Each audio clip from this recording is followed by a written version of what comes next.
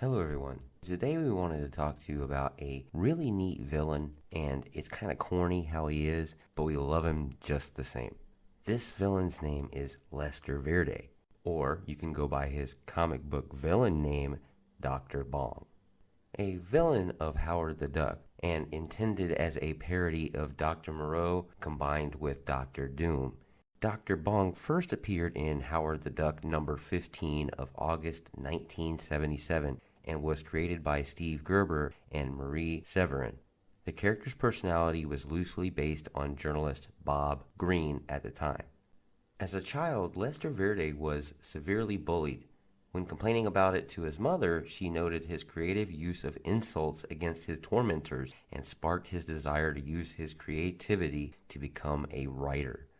Originally, he was a journalism student whose yellow journalism got his professor actually fired, and his hand is severed by a miniature guillotine while performing with the punk band Mildred Horowitz.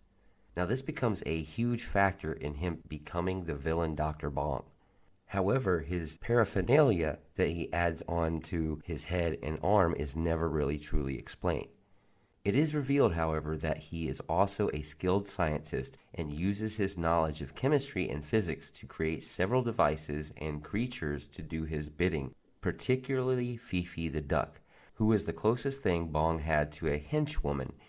He lives in a castle on a remote island and can stun or kill by ringing his bell-shaped head. He did have a long-time crush on Beverly Switzler, whom he eventually married by force. Before he was removed from the book, Steve Gerber had intended their marriage to last forever and no longer be a main character in the Howard the Duck series. However, after Gerber left, Bill Mantlo brought Beverly, now single again, back into the comic book. At one point, Bong goes against the She-Hulk, trying to uncensor sanitized violent television so that his genetically engineered quintuplets would be raised not finding violence at all attractive. She-Hulk, using her abilities to break the fourth wall, manages to defeat him. However, it's later revealed in his initial appearance that he had given up supervillainy altogether to obtain a PhD in psychology. His first patient happens to be none other than Deadpool, who came to him for treatment after the events of the Dead Reckoning. He was, however, back to the supervillain lifestyle during the Max Howard the Duck series. Bong later appears as one of the many villains in a bar that Colleen Wigg and Misty Knight enter in search for information. They defeat all the villains, with Bong himself accidentally taking out the Jester. Now, Dr. Bong has some of his famous elements out there. He has actually done some very neat things. He was one of the many villains that were kidnapped into a roller derby staged by the cosmic game-obsessed entity called the Grandmaster, and his bulletproof helmet becomes a vital part of the hero's winning plan. At one point in the comics, Dr. Bong created imperfect clones of Steve Rogers, Moon Knight, and Black Widow, and lured Deadpool into teaming up with them. While at their main base, the real Secret Avengers infiltrated the base, causing the real Steve Rogers to battle with Deadpool. After pummeling each other, the real Moon Knight steps in, and things finally calm down enough that Captain America and Deadpool can talk. Dr. Bong, however, realizes that he has officially lost, and he sets off an explosion that kills the Merc, Spectre, and Natasha Romanoff clones, apparently collapsing the building on all the occupants.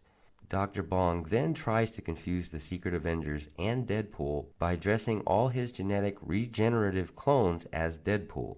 Then during the fight, Deadpool slips away and cons Dr. Bong into thinking that he is one of the genetic clones and escapes with Dr. Bong. Black Widow makes Dr. Bong crash his escape car, and Deadpool brings the unconscious Dr. Bong's body back to the Secret Avengers after the Secret Avengers kill all the fake Deadpools. Dr. Bong wakes up and is about to set another explosion using his bell hand, but Deadpool slices off his arm, leaving him helpless in the hands of the Secret Avengers. At one point in the comics, after hiring the Headmen, consisting of Angar the Screamer, Shrunken Bones, Gorilla Man, Ruby Thursday, and Chandu the Mystic, as backup, Dr. Bong breaks into the Beyond Corporation so he can use his powerful anechoic chamber in conjunction with his cosmic bong to turn himself into a god. Bong and his allies are defeated and handed over to S.H.I.E.L.D. by Spider-Man, who at the time was suffering from laryngitis. Last known, Dr. Bong attends a support group called Supervillains Anonymous that was held at a church and is also attended by Boomerang, Grizzly, Hippo, Looter, Mirage, Porcupine 2, and a few others. Now, joke all you like about this type of character. He is somewhat of a joke, but we cannot dismiss his powers and ability. Dr. Bong is a genius scientist with advanced knowledge of genetic engineering. His main weapon is his bell-shaped helmet, which creates a number of effects when he strikes it. These effects can consist of concussive blasts powerful enough to bend metal and the ability to teleport his own being to a different place on the map. Anyway, folks, this is our rundown of the great Dr. Bong, and we hope you enjoyed. Please like, share, and subscribe. We really appreciate that. It helps us get out there. Also, do us a favor, write a comment, put down something below that you would like to have us talk about, and we will try to make that happen. As always, Excelsior, see ya.